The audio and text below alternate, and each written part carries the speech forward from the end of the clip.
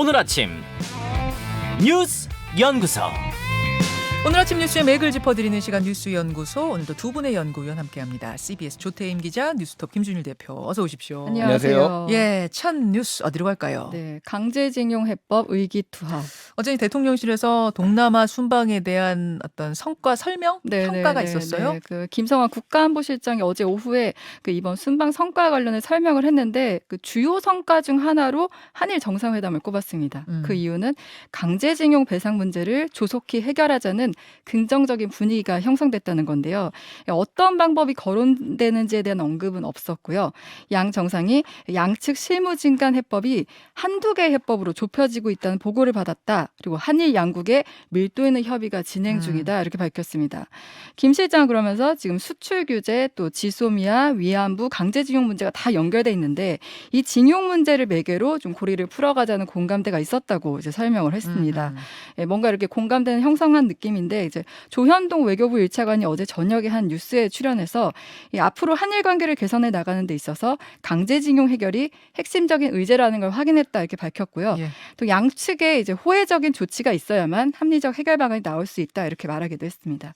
대통령실은 이외에 아세안 정상회의와 G20 참석을 통한 독자적 인도태평양 전략과 한 아세안 연대 구상 발표를 또 성과로 꼽기도 했습니다. 자, 김준일 대표. 예. 그 일제 강제징용에 대한 해법. 음. 그러니까 어디까지 논의가 됐다는 거예요? 좀 구체적으로 알 수가 있습니까? 지금 뭐 언론에 나왔던 얘기 그리고 그 이전에도 꽤 오랫동안 네. 논의됐던 얘기는 그러니까 일본 정부가 직접 아니면 일본 기업이 배상하는 것에 대해서는 일본 측에서 강한 거부감을 보여왔다라는 거예요. 네네. 그래서 행정안전부 산하에 일제 강제동원 피해자 지원 재단이라는 곳이 있는데 여기에 이제 돈을 내는 방법인데 이 돈을 그러면 누가 내는 것이냐?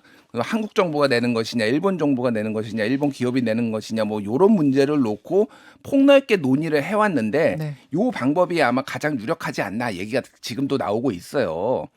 그러니까 일본의 입장은 한마디로 얘기하면 1965년 한일 청구권 협정 체결 당시에 네. 모든 거 국가 배상을 하면서 포괄적으로 다 배상을 했기 때문에 이런 것도 개별 이런 뭐 소송에 대해서는 배상을 할 수 없다라는 게 기본 입장이고 그렇죠. 이거는 변하지 않았어요 지금도. 예. 그렇기 때문에 이 부분에 있어서는 조금 아직도 이견이 있다라는 건데 아까 전에 얘기했듯이 이 매듭, 그러니까 이게 고르디우스 매듭이라고 하거든요. 완전히 얽히고 설킨 건데 이거를 그 그리스 신화에 나오는 건데 한 칼에 잘라버려서 이거를 다 해결하는 거. 그러니까 이런 부분들을 지금 이제 정부가 모색하고 있다라고 그러니까 봐야 될 것 그게 같습니다. 기존에 네. 왜 문희상 아니라 그래가지고 우리 정부가 반 내고 일본이 반 내가지고 일본 기업이죠. 일본 기업이 반 내서 그 재단이 그걸 받아들인 다음에 피해자들한테 주는 방식.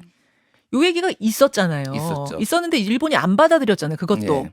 그런데 이제 한국 대법원이 이제 본격적으로 이제 일본 기업, 일본 제철이라든지 미쓰비시 중공업에 대해서 예. 자산 매각 명령을 내릴 움직임 이런 예. 것들이 이제 올해 들어서 좀 작년부터 올해 들어서 있었잖아요. 예. 이런 것에 대해서 일본 정부도 그러면 협상은 하겠다라는 쪽으로 조금 이제 바뀌었다라고 봐야 될 것 같아요. 자. 그래서 중요한 거는 이겁니다. 네. 지금 그러면은 이 방식이 맞느냐 그리고 네. 이게 여론 수렴이 충분히 된 것이냐 그리고 당사자들한테 의견 수렴은 한 것이냐 뭐 이거에 대해서 이제 좀 지적이 나올 수밖에 없는데 어제 이제 외교부 1차관이 이제 TV에 나와서 인터뷰를 했는데 일본의 성의 있는 호응 조치도 매우 중요하다. 양측의 호혜적인 방식이 좀 필요하다라는 식으로 얘기를 했어요. 그러니까 그거는 여론에 좀 부담감을 느끼고 있다라는 거고 만약에 하게 되면 이제 공청회 등등이 이제 진행이 될 것으로 보입니다. 그래서 중요한 거는 위안부 문제도 과거에 화해치유재단을 통해서 이렇게 배상을 하는 방식이 있었는데 당사자들이 굉장히 크게 거부했죠. 반발을 하면서 이게 결국은 파행으로 됐잖아요. 그렇죠. 그게 재현되지 않기 위해서는 국민적 합의와 여론 수렴이 매우 중요하다 이렇게 볼 수밖에 없죠. 알겠습니다. 이 얘기는 잠시 후에 전문가 연결이 또 있으니까 거기서 한번 더 짚어보기로 하고 두 번째로 가죠, 조 기자. 네, 특수본 이상민 수사 하나. 이상민 행정안전부 장관에 대한 수사가 시작이 된다는 건가요? 네, 경찰청 특별수사본부가 이태원 참사와 관련해 이 장관을 피의자 신분으로 전환해 수사의 방침이라고 밝혔는데 이 장관은 지금 직무유기, 업무상 과실치사상 혐의로 그 소방공무원 노조에서 고발된 상황입니다. 소방노조에서. 네, 그래서 이제 이 장관은 자동으로 이제 피의자 신분으로 전환된 상태거든요. 네. 특수본은 이 장관이 참사와 관련해 구체적이고 직접적인 책임과 주의 의무가 있는지 법리적으로 따져보겠다 설명을 했는데 어제 브리핑에서 이 지휘 고하를 막론하고 엄정하게 수사할 것이다 이렇게 설명했습니다. 네. 그리고 행안부 압수수색 등 강제 수사 가능성도 열어놓고 수사에 필요한 모든 절차를 진행하겠다 이렇게 원론적인 얘기를 했는데요. 특수본은 이 장관에 대해 이제 경찰 지휘 그리고 감독 책임자로서 또 재난 예방 수습의 총괄 책임자로서 이제 법적 책임이 있는지를 따져봐야 됩니다. 요게 이제 법적인 부분의 얘기고 그거 별개로 정무적으로도 책임을 지고 빨리 사퇴해라 이게 이제 민주당의 줄기찬 주장이었잖아요. 근데 어제 대통령이 귀국하는 자리에서 이상민 장관한테 이제 악수하면서 고생 많았다. 이렇게 얘기한 게 사실 주목이 되는 상황이었어요. 이 장면이 이제 어떻게 해석되느냐. 그러면은 이제 유임을 시키는 것이냐. 그리고 사실 출국할 때도 또 어깨를 두 번 두드리는 장면도 있었다 보니까 이제 야당의 의견이 받아들여지지 않는 것 아니냐 이런 얘기가 나오고 있고요. 또 한편에서는 또 이렇게 되면 이제 뭐 또 지금 분위기도 이렇다 보니까 사의를 시킬 것이다. 그냥 그런 의미도 한편에선 나오고 있습니다. 네, 근데 어제 이 장관이 국회 행정안전위원회 현안 질의에서 사실상 백지 사표를 낸 것과 같은 상황이다 이렇게 현재 상황을 설명했는데 이 장관 스스로 네, 근데 이제 사의를 그럼 밝혔었냐 물어보니까 거기에 대해서는 사의를 밝힌 적이 없다 이렇게 또 말하기도 했습니다. 자, 김준일 대표 주목해 보는 부분은 일단 그 어제 이제 환영 자리가 굉장히 전 눈에 띄었는데 일단은 지난주 금요일에 환송 멤버랑 어제 환영 멤버랑 같습니다. 똑같아요. 네, 같은데 자 보시면 알겠지만 당에서는 정진석, 주호영 두 분이 나갔어요. 대통령실에서는 김대기 비서실장, 이진복 정무수석 그리고 정부에서는 외교부 1차관하고 행안부 장관이 나갔습니다. 그러니까 국무위원 중에서 이 두 사람인데 외교부는 뭐 나갈 수 있다라고 보는데 행안부 장관이 왜 나가야 되죠?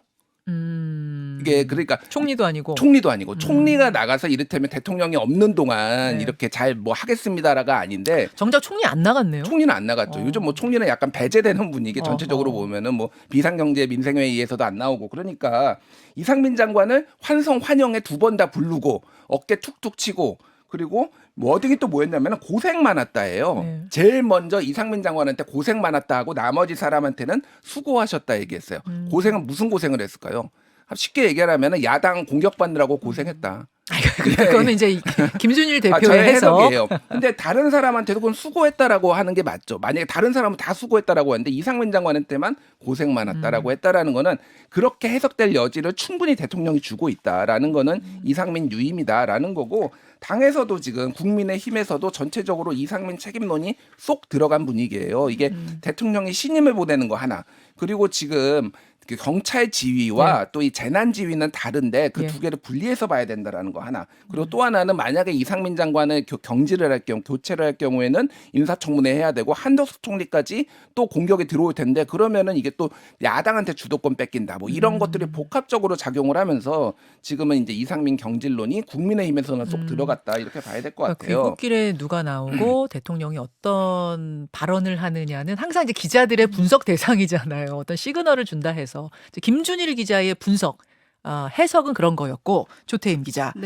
어제 행안위도 열렸는데 굉장히 뜨거웠어요. 왜냐? 용산서장하고 그다음에 상황관리관, 류미진, 이임재 총경 두 사람이 다 나왔죠. 우리 얼굴 보고 답변 듣는 건 처음이잖아요. 그렇죠. 이 전 서장 같은 경우 사실 참사 당일에 왜 식당에서 천천히 나가고 또 뒷짐지는 모습 이런 것 때문에 이제 여론의 문매를 맞았었잖아요. 이 전 서장 어제 그 당시 상황에 대해서 그때까지 아무런 보고도 받지 못했다 이렇게 설명했습니다. 11시까지 아무 보고도 받지 못했다. 그러니까 물론 보고가 있긴 있었지만 그 보고는 사고 났다는 보고가 아니고 뭐 사람 많다, 교통이 어떻다 그 보고만 받았다 어제 그 답변했죠. 그러니까 이태원 참사 상황을 알게 된 시점이 오후 11시경이라고 했는데 이태원 참사 10시 15분부터 이미 났었잖아요. 그러니까 45분이 지난 뒤에야 이때 상황을 알았다는 겁니다. 그러면은 차에서 1시간 동안 그냥 막히는데 왜 있었느냐? 몰라서 그랬다는 거고. 몰라서 그랬고. 내려서 뒷짐지고 걷는 거 왜 그랬느냐? 몰라서 그랬다는 거고. 11시에 알고 나서 옥상에 올라가서 그럼 30분은 왜 그냥 있었대요? 그때는 이제 그 현장 지휘를 하기 위해서 옥상에 올라갔다고 합니다. 올라갔고 정신이 없어서 이제 거기서는 뭐 그리고 다른 이제 조치 뭐 안 11시 20분부터 응급 조치를 이제 했다고 하고요. 아. 그리고 이제 또 중요한 얘기가 나왔는데 그 서울 경찰청에 그 이태원 축제를 위한 경비 기동대 투입을 2번을 제안했는데 사전에 네, 사전에 이전에 그러니까 근데 서울청이 2번 다 거절했다 이런 얘기도 했습니다. 그러니까 이 총각에 대한 증언은 일선에서 이제 헬로윈 축제 인파 많이 몰릴 거 우려해서 추가 인력 배치돼야 한다고 주장했지만 이제 상부에서 받아들여지지 않았다는 게 이제 얘기가 나온 거고요. 앞서 서울청은 용산서 일성에서 이런 주장이 나왔을 때 참사 발생 전까지 뭐 교통 기동 인력을 제외한 별도 인력 파견을 논의한 적이 없다 이렇게 말한 적이 있어요. 네. 그러니까 아무래도 이제 특수본에서는 이 부분이 좀 핵심 규명 대상이 그러네요. 되지 않을까 이렇게 보고요. 지금 또 용산 이전으로 인한 업무 부담 얘기도 어제 질의가 나왔는데 대통령실 용산 이전 네, 말씀이죠. 거기에 대해서 이제 대통령실이 이전해 오면서 업무 부담이 경호나 경비 쪽은 많이 늘었다고 생각한다 이렇게 답하기도 했습니다. 자, 요 이야기는 오늘 어제 그 행안위 현장에서 우리가 궁금한 부분들에 대한 질문을 던진 분이에요. 국민의힘 조은희 의원을 직접 스튜디오에 초대해서 좀 더 자세하게 들어보겠습니다. 마지막으로 가죠. 정진상 구속영장 청구. 예, 정진상 민주당 대표 정무조정실장에 대한 소환 조사가 이루어진 지 하루 만에 구속영장이 바로 청구가 됐어요. 네, 그러니까 그제 정 실장에 대한 14시간의 조사가 이뤄졌잖아요. 밤 11시쯤 끝났는데 네. 어제 그러니까 12시간 만에 어제 오전에 정 실장에 대한 구속영장이 청구됐습니다. 네. 그래서 이걸 두고 굉장히 속도가 빠르다 이런 얘기가 나오는데 그만큼 뭐 검찰이 자신한다는 걸 수도 있고 검찰의 영장 청구 이유에 대해 혐의가 소명됐고 증거인멸과 도주 우려가 있다고 밝혔습니다. 지금 정 실장은 지금 4가지 혐의를 받고 있잖아요. 4가지 혐의요. 네, 각종 청탁과 함께 1억 4천만 원 뇌물을 챙긴 혐의, 예. 또 부패방지법 위반, 부정처 사후 수뢰 그리고 증거인멸 교사 혐의 이렇게 있습니다. 그 증거인멸 조사라는 거는 저 유동규 씨한테 핸드폰 휴대전화, 버리라고 한 네네, 거. 버리라고 했던 그거. 거. 네. 그 앞서 그 검찰 조사 과정에서도 정 실장이 일일이 답변을 했다고 알려졌었잖아요. 네. 그런데 정 실장이 검찰에 유동규 전 본부장과 대질 신문을 요청해서 좀 눈길을 끌었는데 검찰은 두 사람의 답변 내용을 근거로 대질 조사 필요성이 전혀 없다 그래서 거부를 했고요. 저는 이제 이게 무슨 얘기인가 좀 궁금해서 자세하게 들여다봤더니 검찰의 얘기는 정 실장이 반박을 하긴 했는데 그게 이제 구체적 반박이 아닌 그냥 무조건 아니다라는 식의 반박이어서 대질 신문을 해봤자 필요성, 네. 쉽게 말해서 건질 게 없다. 네. 필요성이 없다고 생각해서 거부했다. 이렇게 입장을 내놨더라고요. 네네네. 그리고 이제 정 실장 어제 그렇게 구속영장 청구되면서 입장문을 통해서 결백하다. 그리고 검찰이 제시한 혐의가 사실 무근이다. 이렇게 밝혔고요. 국민의힘은 정 실장에 대해 구속영장 청구는 지극히 당연하고 상식적이다. 이렇게 말했고요. 민주당은 물증 하나 없이 죄인으로 몰아가려 한다. 반발하고 있습니다. 예. 근데 정 실장 구속 여부는 내일 오후 2시 영장 실질 심사를 거쳐 결정되는데 예. 근데 사실 정 실장 구속 여부가 이제 이 대표로 향해 가는 이제 마지막 관문이라는 얘기가 나오잖아요. 또 검찰에서 정치적 공동체로 보고 있기 때문에 네. 이 대표에 대한 수사도 좀 불가피하지 않나 싶습니다. 자, 그런 가운데 이건 뭐 누가 말씀하실까요? 민주당 노웅래 의원 사무실이 어제 전격 압수수색됐어요. 네, 노 의원 건은 이제 그 정진상 실장 건과는 별개인데 2020년 민주당 전당대회를 앞두고 이제 한 사업가로부터 부정한 청탁과 함께 6천만 원을 수사한 정황이 포착돼서 검찰이 수사에 나선 거예요. 어제 노 의원 자택과 국회의원 회관 사무실, 이제 지역구 사무실을 압수수색했는데 지금 노 의원 같은 경우는 4선이고 또 네. 국회 환경노동위원회 위원으로 활동할 때 이제 박 씨로부터 6천만 원을 받고 그 태양광 사업 편의 청탁을 이제 좀 봐줬다 이렇게 보고 있습니다. 이게 지금 이정근 민주당 사무부총장 네. 지금 구속이 됐잖아요. 네네네. 거기서 나온 뿌린 거죠. 네, 거기가 그 뿌린 건을 거죠. 지금 수사하면서 이제 나왔던 거고요. 수사하다가 그 박 씨가 여기도 줬다 이렇게 네. 진술을 한 거예요. 맞습니다. 노 의원은 뭐 지금 어쨌든 기획수사이다, 야당 탄압 멈추라 항변했는데 조금 이제 저도 좀 의아했던 게 네. 얼마 전에 노 의원이 그 민주연구원장 사의를 표명했었어요. 사의 표명했어요. 네, 그래서 왜 갑자기 했지 좀 궁금하긴 했었는데 좀 이 건과 좀 관련이 있지 않을까 싶기도 합니다. 김준일 기자, 그때 그러니까 며칠 전에 노웅래 민주연구원장이 사의 표명했다. 연구원장직 이거 보도 나왔을 때는 그 밑에 기자들이 어떻게 해석을 했냐면 약간 비명 같은 목소리, 비명의 목소리, 그러니까 이재명의 목소리를 내니까 이제 공격을 받아서 팬덤의 공격을 받아서 사표 낸 거 아니냐 이렇게 기자들이 주석을 달았었거든요. 실제 저도 뭐 이제 그 당시에 이제 전해 들은 얘기를 보면은 그 압력은 분명히 있었어요. 일반적으로 민주연구원장이 임기가 있기는 하지만 당 대표가 바뀌면은 같이 이제 바뀌는 게 관례였는데 노웅래 의원이 자리에 있었다라는 것에 대해서 뭐 소위 개딸들 뭐 이런 이제 강성 팬덤들이 이제 공격이 있었던 것도 하나. 또 하나는 민주연구원 부원장 김용 부원장을 비롯해서 지금 부원장들이 여러 논란들이 있었어요. 그러니까 이거 계속 하는 것이 오히려 좀 부담이 된다. 그렇게 해석이 됐는데 요거까지 나오니까 그러면 요거하고도 관련이 있었던 거 아니야? 요거였던 거야? 이제 이런 얘기가. 이런 얘기가 나오는 거죠. 하지만 당사자의 입장은 이것은 명백한 야당 탄압 기획 수사다. 지금 이렇게 항변하고 있는 거죠. 물증 없이 증언만으로 하는 게 말이 되느냐라는 건데 지금 이정근 전 민주당 사무부총장 같은 경우에는 지금 뭐 당시에 자기가 좀 이런 사람들하고 안다라고 하면서 민주당의 뭐 고위 당직자라든지 뭐 장관이라든지 이름을 팔고 다녔다라는 거예요. 그래서 검찰이 거기까지 지금 다 들여다본다라고 한다라면 이게 수사가 확대될 가능성을 지금 배제할 수 없는 상황이죠.